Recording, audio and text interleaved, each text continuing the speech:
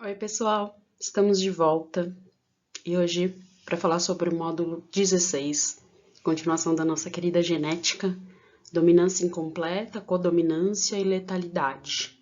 Três formas novas aí, né, que uma herança genética pode se apresentar. E, então, estamos no caderno 4, lá na página 7. O que seria essa dominância incompleta? O heterozigoto, ele vai apresentar um fenótipo diferente e intermediário entre os pais homozigotos. Lembrando que heterozigoto é quem tem dois genes diferentes, determinando a característica, e homozigoto é quem tem dois genes iguais. O exemplo mais famoso de todos é uma planta chamada de planta maravilha. Ela apresenta três fenótipos possíveis para a cor das suas pétalas, que são vermelho, branco ou rosa. Percebam aí que nessa cor a gente já consegue perceber um fenótipo intermediário, né? Vermelho misturado com branco daria que cor? Daria rosa. Então, olha só. Num jardim lá de Maravilha, a geração parental formada por uma planta de flor vermelha e uma planta de flor branca, quando cruzadas, né? Elas dão, na primeira geração de filhos, F1, apenas plantas de flor rosa. E esse é o fenótipo intermediário, esse é o fenótipo do heterozigoto. Quando essas plantas de flores rosas, elas cruzam, F2 aparece com a mesma proporção sempre, que é plantas vermelhas na proporção de 1, plantas de flor rosa na proporção de 2 e plantas de flor branca na proporção de 1. Então, fica 1 para 2 para 1. A gente pode pensar numa possibilidade genética para explicar isso aqui, né? Então, partindo lá de uma geração parental, em que a planta vermelha é homozigota, tem dois genes Vzão, e a planta branca é homozigota, tem dois genes Bzão. Quando, já lá desde a primeira lei de Mendel, a gente sabe disso, né? Que é a lei da segregação. Esses genes, eles vão se segregar, vão se separar na hora de formar gametas. Então, a planta vermelha vai mandar um Vzão e a planta branca vai mandar um Bzão lá, através do seu gameta, para os seus descendentes, né? E quando esses gametas juntarem, a geração F1 está pronta. A geração F1 é heterozigota, olha só, e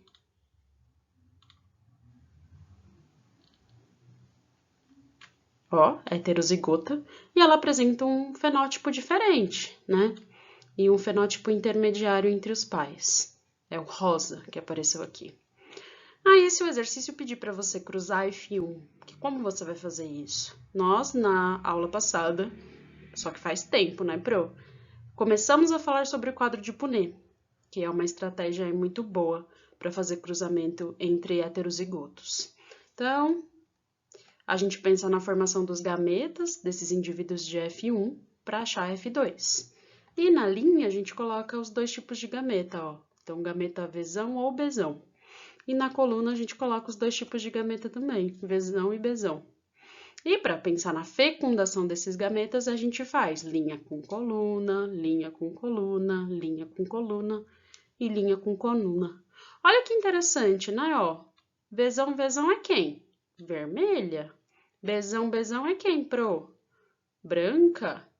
E Vzão, Bzão são as rosas. Por isso que a gente encontra uma proporção de 25% vermelha, 25% branca e 50% rosa, ou 1 para 2 para 1. Como eu disse, você pode representar em porcentagem ou em proporção. Tudo bem, né? Tanto faz, você escolhe. Seguindo, isso aqui a gente encontra na natureza também quando a gente fala das galinhas andaluzas, um tipo de galinha aí, ó.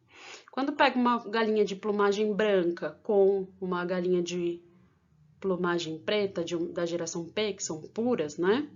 A gente tem a branca passando o gene PB e a preta passando o gene PP. Todo mundo da geração F1 é heterozigoto, PP, PB. Estão vendo aqui?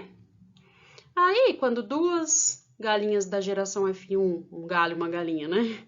Forem cruzar, elas sendo heterozigotas, elas podem formar dois tipos de gameta. Ou vai o PP, ou vai o PB. Ou vai o PP, ou vai o PB. E aqui eles fizeram um quadro de Punnett, só que em outra posição aqui, né? Então, ó, PP, PB, PB e BB. PB, PB. Estão vendo? Aí deu uma proporção de novo. Uma preta, uma branca e duas com essa pelagem intermediária aqui, que é essa cinzento azulada. Só mais um exemplo aí para vocês observarem isso. Agora, a gente tem também uma possibilidade de uma herança por codominância, ou que também é chamado de herança sem dominância. Um gene não vai dominar o outro, né? Então, os dois genes, eles vão se manifestar no heterozigoto. Quem recebe dois genes diferentes tem que ter as duas características simultaneamente. O exemplo mais clássico é o sistema sanguíneo MN. Ele não é usado na prática médica, né? Não tem problema na hora de transfundir, sangue, por conta aí dessa classificação do sangue. Mas como caso de codominância, é bem legal pensar nele. Olha só, temos aqui duas hemácias diferentes, dois indivíduos diferentes sendo representados por as suas hemácias, né? Então, uma hemácia tem lá na sua membrana apenas proteínas aqui redondinhas azuis, e a outra hemácia, na representação, apresenta só essas proteínas quadradinhas vermelhas, certo? Eu posso chamar uma de M e a outra de N. E quando elas cruzam, olha que interessante, F1 apresenta tanto a proteína vermelha quanto a proteína azul. E quando essa F1 cruza com F1, é que aparece tudo, ó.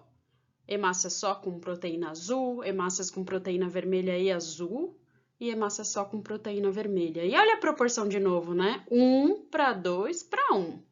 Agora vamos dar nome aí para essas pessoas. Então, uma pessoa que, na minha representação didática, só tinha proteína azul, ela é do tipo M.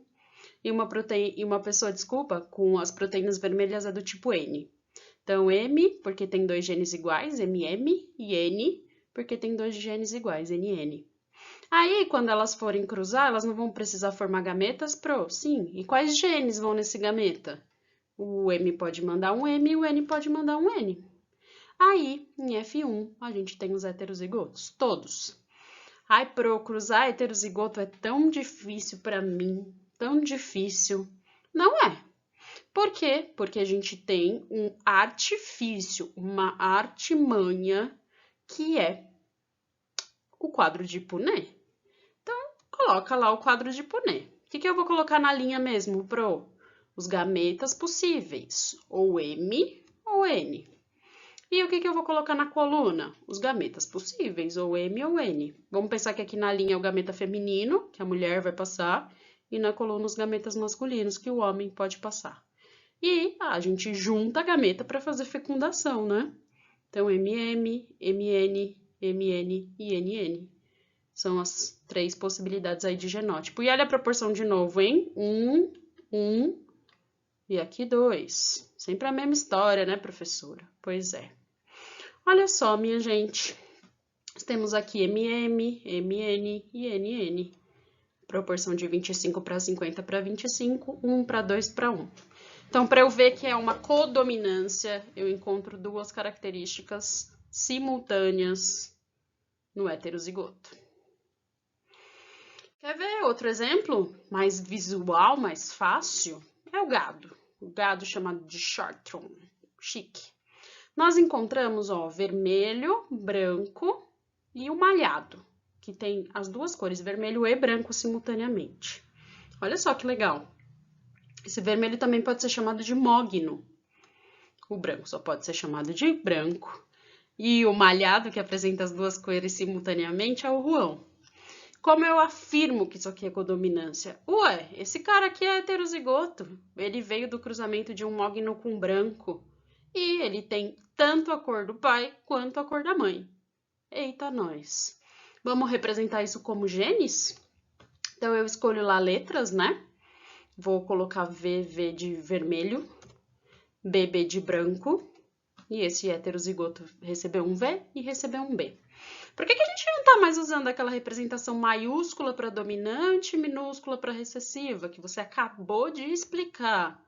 Porque aqui ninguém domina ninguém. Esses genes são codominantes.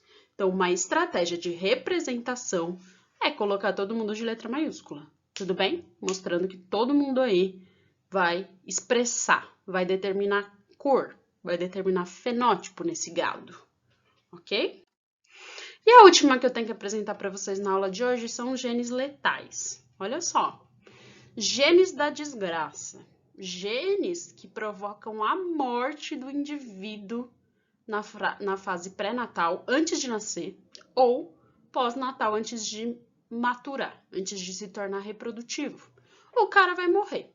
Ou vai ser um aborto, porque morreu dentro do útero da mãe, ou vai ser uma morte antes da puberdade, por exemplo, da idade reprodutiva. Muito bem, professora. Isso aqui acontece em ratos. E a gente sabe que ratos pretos, quando cruzam, eles só dão descendentes ratos pretos também. Porque ser preto é recessivo. Então, eu já posso representar, ó, azinho, azinho, azinho, azinho, cruzando, só dá azinho, azinho. Tudo recessivo aqui. Agora, quando eu cruzo ratos amarelos com ratos pretos, dá metade, metade nos descendentes.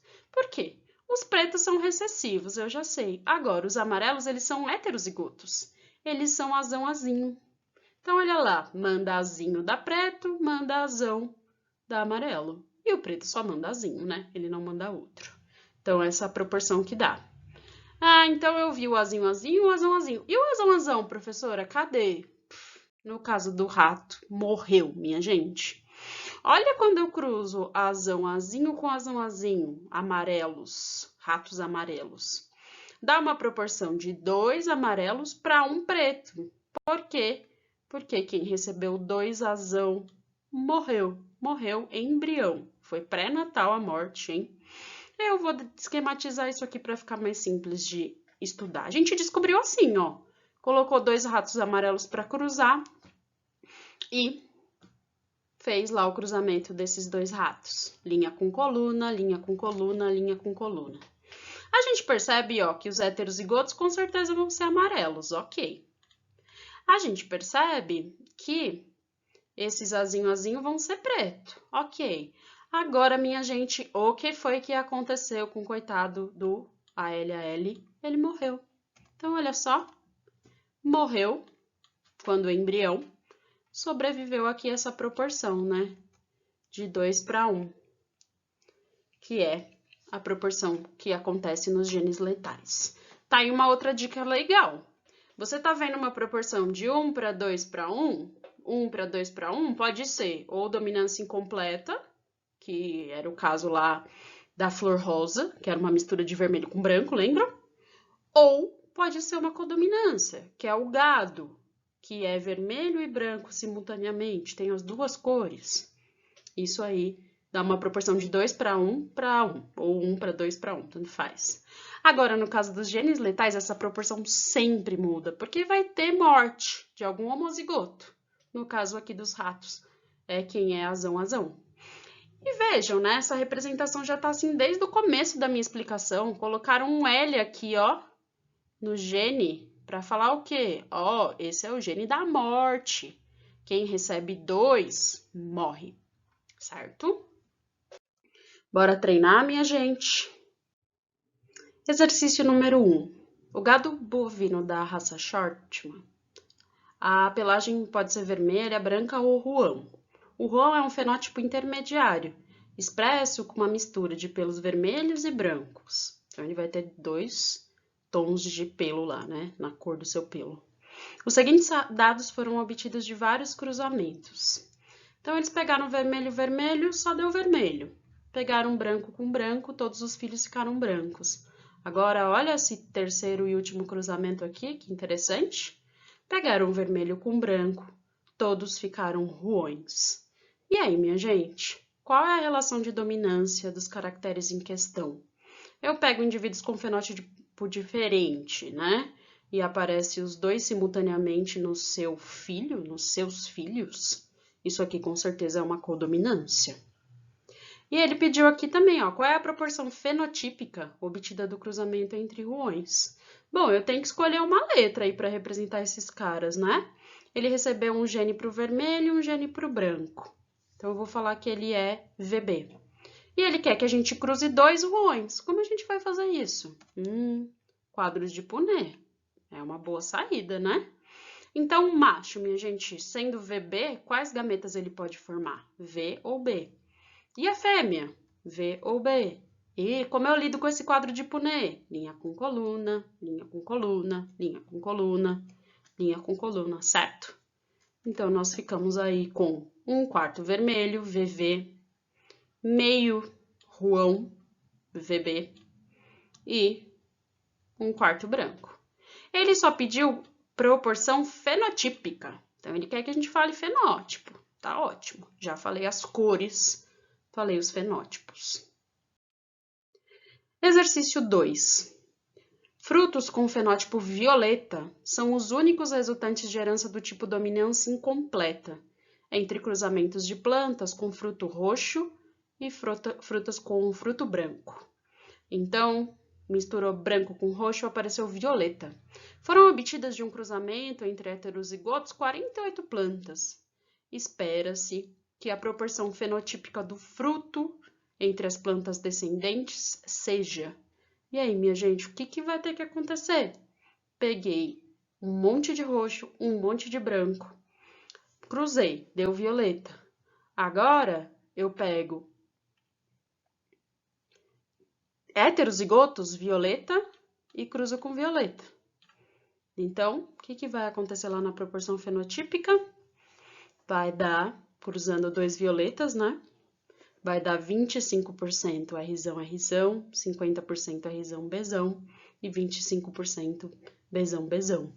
Pensando aí nos números, né? 24, 12, 12. Essa é a resposta do exercício. Último, 3. Em ratos, a cor da pelagem é condicionada por um gene autossômico, sendo o gene Czão dominante, responsável pela cor amarela, e o Czinho recessivo, responsável pela coloração cinza. Um geneticista observou que o cruzamento de ratos de pelagem amarela com de pelagem cinza resultou em descendentes amarelos em cinzas em igual proporção.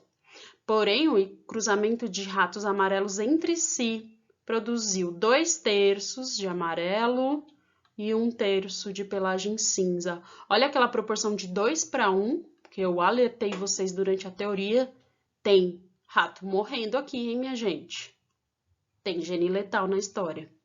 Letra A. A partir de 20 ovos originados do cruzamento de macho amarelo com fêmea cinza, quantas fêmeas amarelas adultas são esperadas? Então, vamos lá. Então, Czão vai ser morte. Czinho é amarelo e Czinho é cinza. Escolhi C, porque a cor cinza é a recessiva, então eu peguei a primeira letra. Então, vamos lá. Vou cruzar um Czinho, que é amarelo, com Czinho, que é cinza.